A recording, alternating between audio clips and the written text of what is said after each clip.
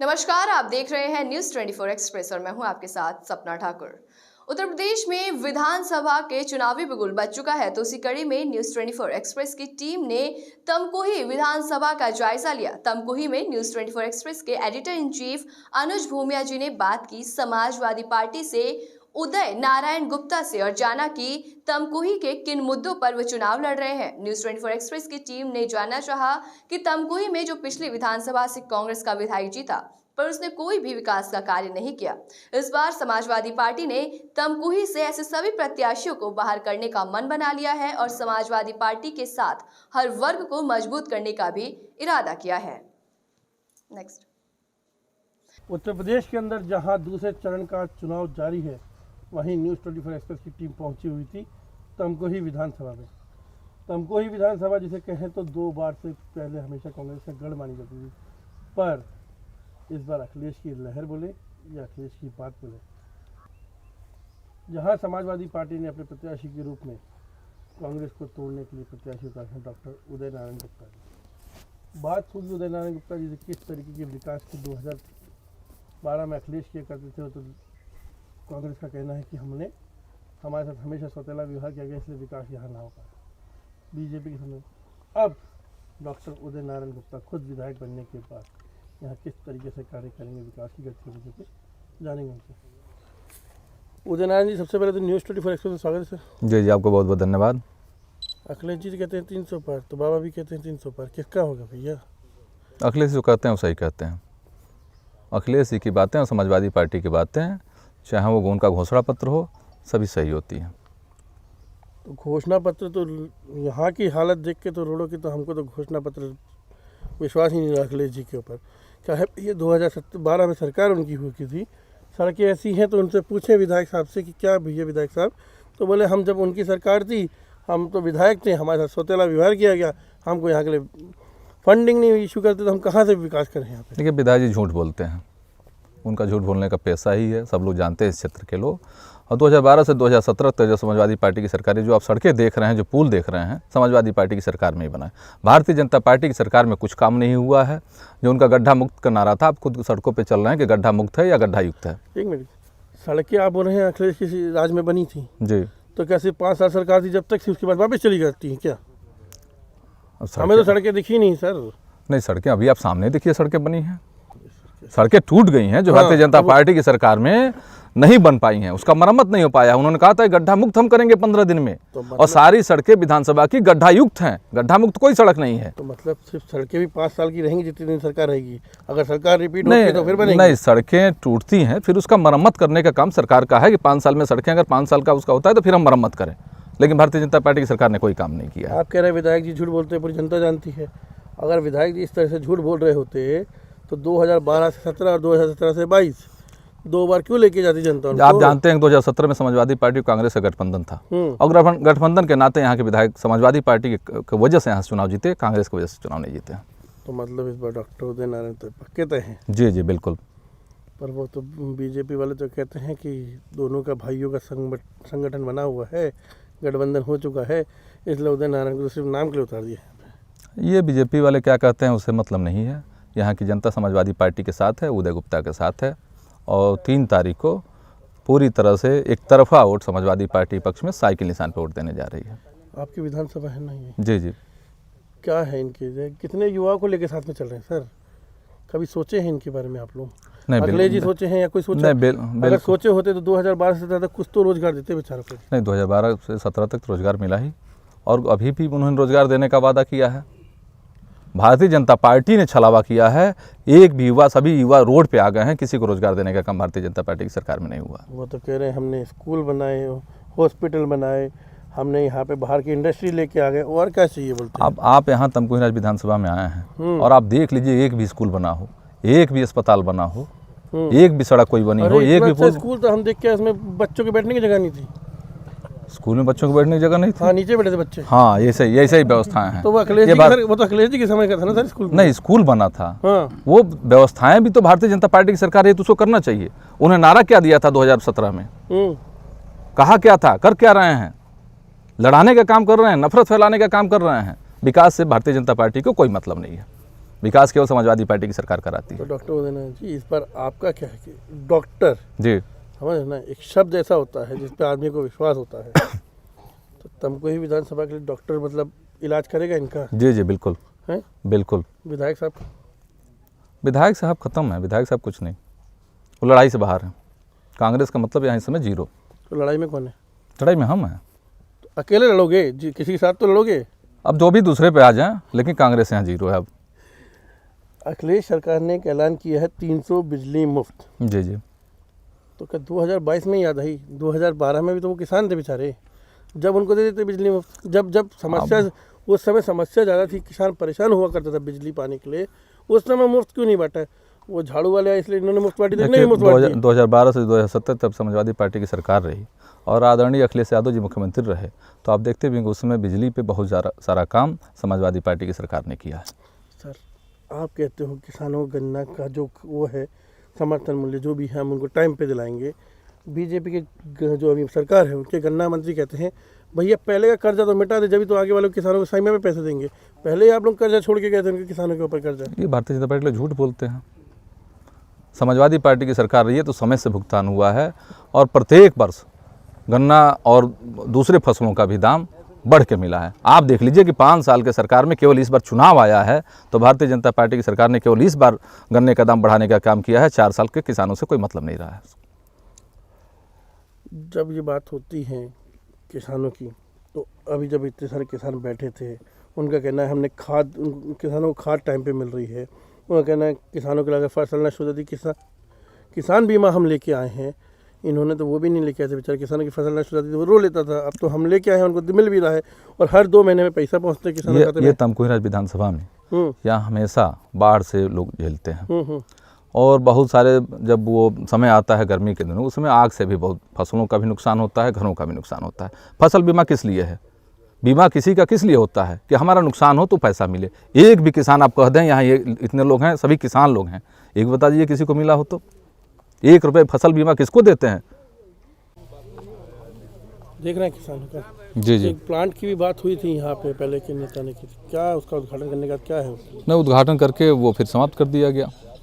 योगी जी उसको गोरखपुर में लेके चले गए। यहाँ के लोगों, कुशीनगर के लोगों से और तमकुही राज के लोगों से ना भारतीय जनता पार्टी का मतलब है ना कांग्रेस का मतलब है। यहाँ का काम अगर कभी भी हुआ है तो समाजवादी पार्टी की सरकार में ही हुआ है। तो क्या वो जो बॉटलिंग प्लांट जो यहाँ से उठ के चला गया, जो अखिलेश की समाजवादी की देन थी, उसको लाने के लिए कुछ सोचा है आपने? वो तो गोरखपुर बन गया, लेकिन उस तरह की कोई प्रोजेक्ट दूसरा भी हम लाने का पूरा प्रयास करेंगे तमकुही राज विधानसभा के लिए। इस तरीके से अगर जाते जाएंगे यहाँ से युवाओं के लिए अवसर, तो फिर कैसे विश्वास दिखलाएगा? तो इसीलिए तो लोगों से निवेदन किया जा रहा है कि समाजवादी पार्टी की सरकार लाएं। समाजवादी पार्टी जो कहती है उसको करती है। उनका घोषणा पत्र गीता और कुरान होता है, उनके कथनी करने में कोई अंतर नहीं होता है। अखिलेश जी का मैनिफेस्टो बहुत कुछ कहता है जी। डॉक्टर उदय नारायण गुप्ता का तमकुही विधानसभा का मैनिफेस्टो क्या कहता है? अखिलेश जी का मैनिफेस्टो मत लाइएगा। जी जी हम सुबह भी एक और आपके कैंडिडेट से मिलकर आए हैं, हमको उनका नहीं चाहिए, जी। क्योंकि यहाँ की जनता आपको, अगर आप बोल रहे हैं आपको लेके आ रही है, अखिलेश जी को मजबूत कर रही है आपको लेके आने में, तो यहाँ की जनता के लिए देखिए यहाँ की सबसे बड़ी समस्या बाढ़ की समस्या है और बाढ़ के दिनों में यहाँ की जनता यहाँ से लेके और हरिलदान तक तमकुही राज विधानसभा की जनता परेशान रहती है। हमारा सबसे पहला प्रयास होगा कि उस बंधे का अस्थायी समाधान कराऊं। और बगल में अभी एक यहाँ पुल नहीं बन पाया है जो बिहार को जोड़ती है, जहाँ यहाँ के किसानों का बहुत ज़्यादा खेती बिहार में है, उस नदी के उस तरफ है, जो नाव से जाते हैं और दुर्घटना का शिकार होते हैं। तो मेरा सबसे पहला भी प्रयास होगा कि वहाँ पे पुल का निर्माण कराने का पूरा प्रयास करूँगा। तो ये युवा ये कहाँ जाए? युवाओं के लिए बिल्कुल आप तो पहले कह दिए समाजवादी पार्टी की सरकार को एजेंडा को छोड़ के। सरकार के एजेंडा है, उन्होंने तो पहली बार कहा कि 22 लाख युवाओं को हम रोजगार देंगे। मैंने कहा उनके एजेंडे छोड़िए, तो यहाँ के तमकुही के युवा कहाँ जाएंगे? उनके लिए भरोसे बैठे हैं, आप बताइए ना आप क्या करेंगे उनके लिए? नहीं, बिल्कुल यहाँ के लिए भी, तमकुही राज विधानसभा के लिए भी एक आप गेंदा से गन्ना अनुसंधान प्रजनन केंद्र है, आप उसकी स्थिति देख लीजिए, बहुत ही खराब स्थिति है। उसको, वो भी हमारे एजेंडे में है कि उसको कृषि विश्वविद्यालय का दर्जा दिलवाया जाए, और दिलवाया जाए तो निश्चित तौर पर युवाओं को भी फायदा मिलेगा। आप लोग कहते हैं कि उसकी हालत खराब, उसकी हालत, अरे देन तो आपकी थी ना, रख रखाव का जिम्मेदारी आपका था। विपक्ष की भूमिका में रहते उसको ध्यान रखते ना सर, तो चुनाव के समय क्यों आ जाती है खराब? नहीं, विपक्ष की भूमिका में भी समाजवादी पार्टी के विधायक और सदन में हमेशा लोग उठाने का काम किए हैं, सरकार सुनने का काम नहीं करते। अभी आप क्या बोले हैं? लल्लू जी बी पार्ट आपके थे पिछली बार, जी जी दोनों भाई भाई लड़े थे ना, जी। भाई बुआ भतीजा सब एक साथ हो गए थे। तो इस समय तो वो थे ना आपकी आवाज़ समाजवादी की वहाँ पे विधानसभा में, तुमको नहीं, हमने समाजवादी पार्टी तुमको सर दोनों का गठबंधन था, ऐसी बात मत कीजिएगा। जी, गठबंधन दोनों का था, जब कहीं नहीं उठाया आवाज़ इन मन में, आज ही क्यों याद अब उन्होंने नहीं उठाया। समाजवादी पार्टी के जहाँ विधायक रहे हैं या एमएलसी, हमारे यहाँ के एमएलसी श्री राम यादव जी रहे हैं, उन्होंने बार बार इस बात को सदन में उठाने का काम किया है। तो युवाओं के लिए कॉलेज को क्या करेंगे, खुलवा देंगे बस?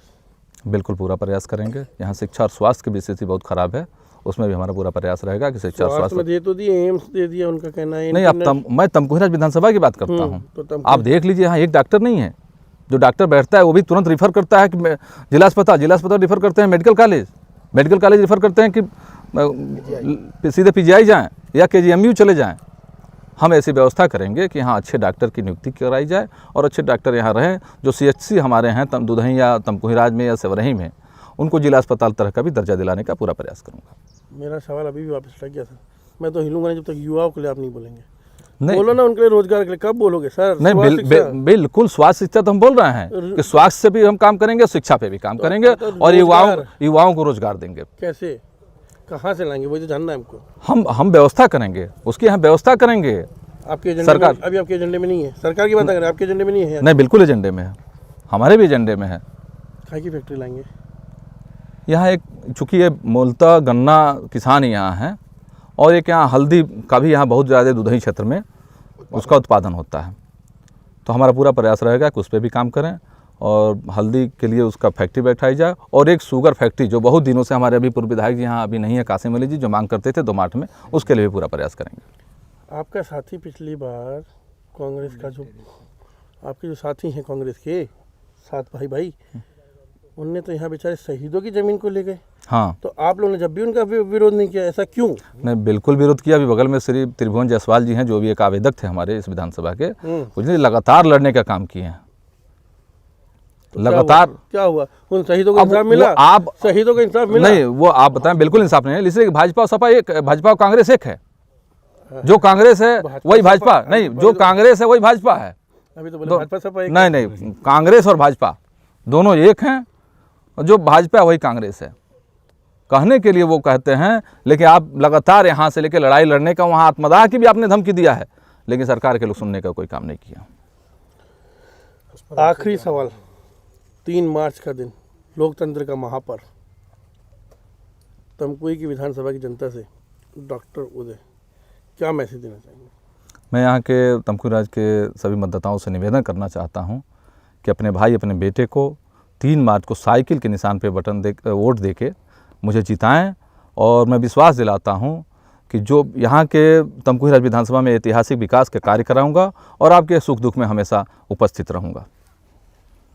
तो ये थे हमारे साथ तमकुही विधानसभा से समाजवादी पार्टी के प्रत्याशी डॉक्टर उदय गुप्ता जी, जिनका साफ साफ कहना था बिल्कुल कि चाहे वो जो 2 बार के विधायक रह चुके हैं, 1 बार इनके साथ में रह चुके हैं, उन्होंने सिर्फ यहाँ की जनता से झूठ बोला है।